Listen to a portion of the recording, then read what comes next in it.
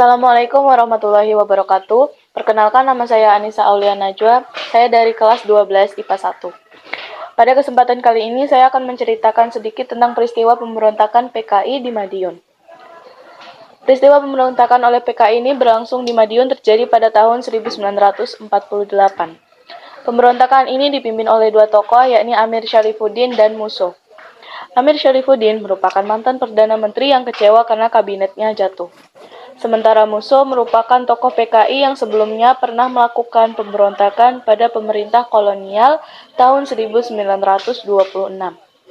Namun gagal. Amir Syarifuddin membentuk Front Demokrasi Rakyat yang gencar melakukan propaganda anti pemerintah, mengadakan aksi mogok kerja bagi kaum buruh dan melakukan sejumlah pembunuhan.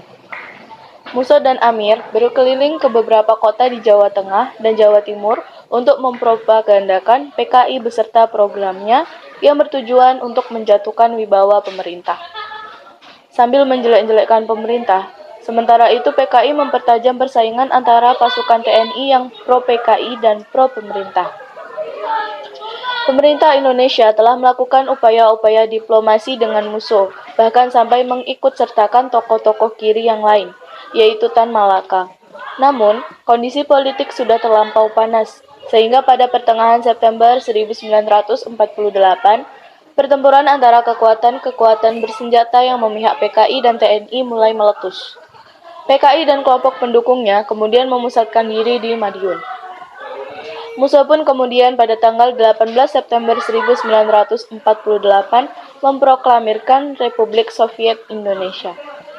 Pada awal pemberontakannya, PKI membantai rakyat dan tentara, serta kaum santri yang masih setia kepada Pancasila.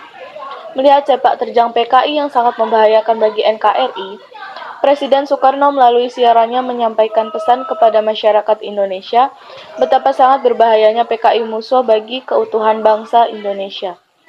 PKI Musso mempunyai tujuan untuk merampas kedaulatan Indonesia yang berasaskan Pancasila, menggantinya dengan negara komunis.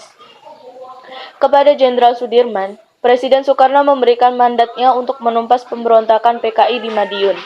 TNI berhasil melucuti persenjataan FDR Yogyakarta dan menangkap para tokoh militan PKI seperti Alimin, Djoko Sujono, dan Siau Gyokjan.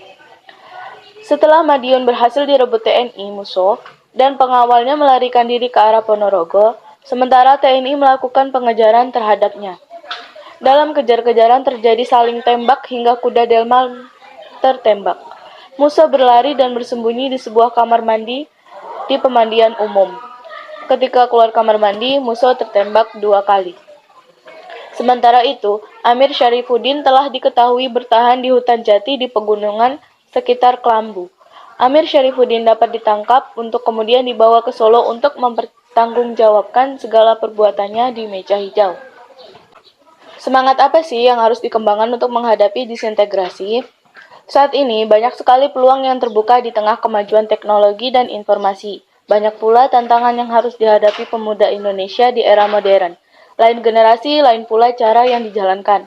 Tetapi peran kita sebagai pemuda tetap satu, mewujudkan mimpi Indonesia yang berkualitas dan semangat dalam menjaga persatuan Indonesia. Jika bukan kita yang menjaga, lalu siapa lagi? Yuk terus menjaga semangat persatuan dan kesatuan. Sekian dari saya, kurang lebihnya mohon maaf. Wassalamualaikum warahmatullahi wabarakatuh.